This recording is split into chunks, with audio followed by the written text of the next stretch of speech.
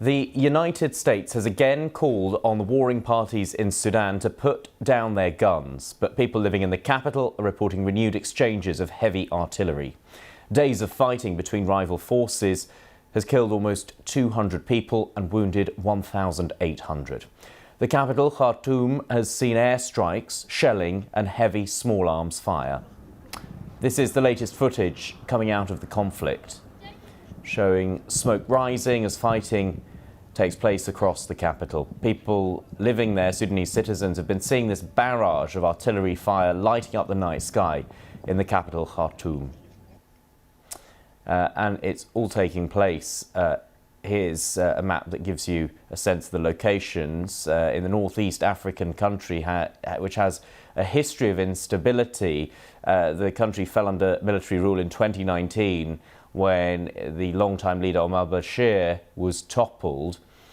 The fighting is taking place between army units loyal to the two generals. You can see them on the left. Mohamed Hamdan Dagalo, better known as Hemeti, is Sudan's deputy leader. He commands the RSF, that's a paramilitary force.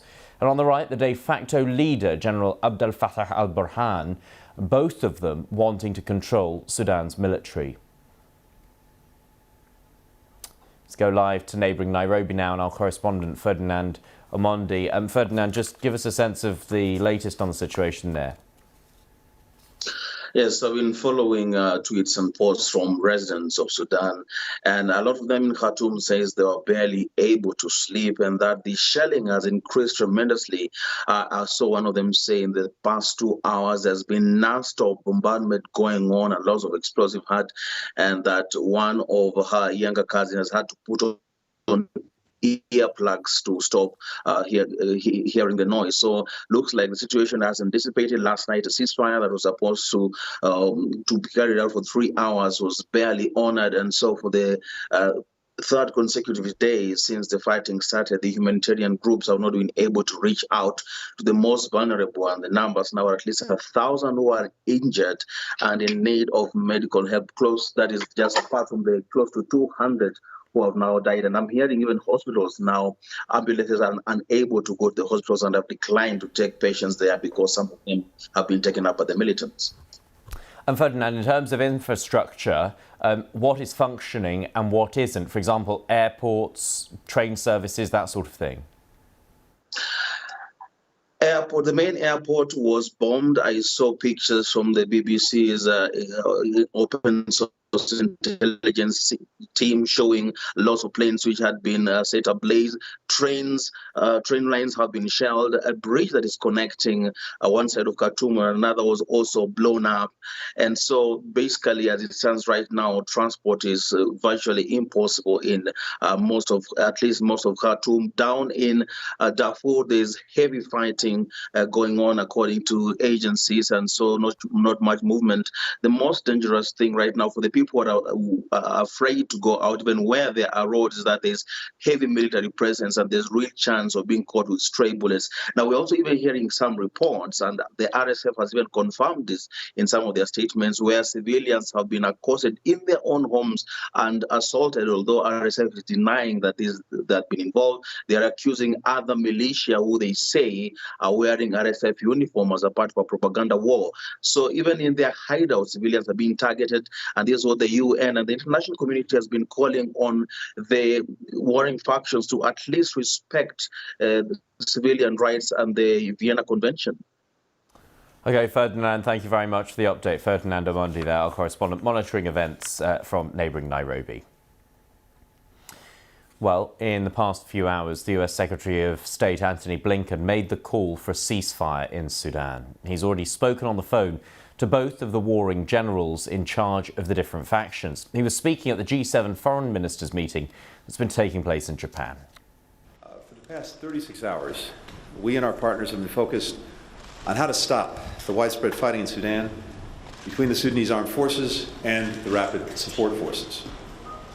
Indiscriminate military operations have resulted in significant civilian deaths and injuries and are recklessly endangering the Sudanese people, diplomats, including U.S. personnel, and humanitarian aid workers.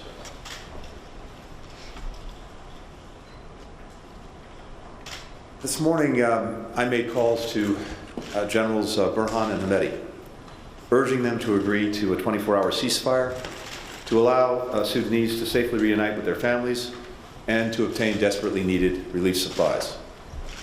I also underscored in both calls the responsibilities that Sudanese fighting forces bear for ensuring the safety and security of U.S. and other diplomats who are resident in Sudan, as well as for UN staff and other humanitarian partners. If implemented successfully, a ceasefire for 24 hours can create a foundation to build upon for a more sustained halt to fighting and a return to negotiations on a durable end to the hostilities. Let's go live to Seoul now, and our correspondent Jean McKenzie, who's following events at the G7 for us. And Jean, it's only just in the last few days that the situation in Sudan seems to have erupted in the way that it has, and yet the comments by the US Secretary of State on that matter have inevitably drawn a lot of the focus and attention at that meeting. Yeah, I think it was, him revealing that he has actually spoken to the generals on both sides of the fighting, really, and urged them to enact this immediate ceasefire so that people can be reunited with their families and so people can get the food and the essential things that they need.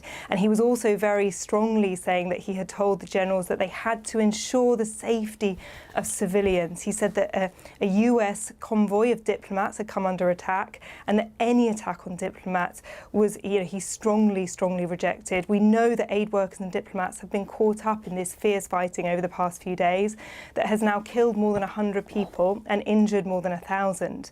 Mr. Blinken was speaking after what he said was a mammoth meeting of G7 foreign ministers in Japan. Now, they are meeting ahead of a G7 leaders summit that's taking place in Hiroshima next month. And the purpose of this three-day meeting was to set the agenda for that. So, as you might imagine, the war in Ukraine is top of that agenda. But also it being held in Japan, which is the only Asian country in the G7, means that a spotlight has really been shone on some of the security issues here in Asia as well, particularly the threat that China is posing to Japan and the North Korean threat, North Korea making huge advances with its nuclear weapons program. And so the leaders, the foreign ministers today all said that they were united in the face of these threats, the aggression from Russia, aggression from China and aggression from North Korea. They really were trying to show this united front ahead of this summit that's taking place next month.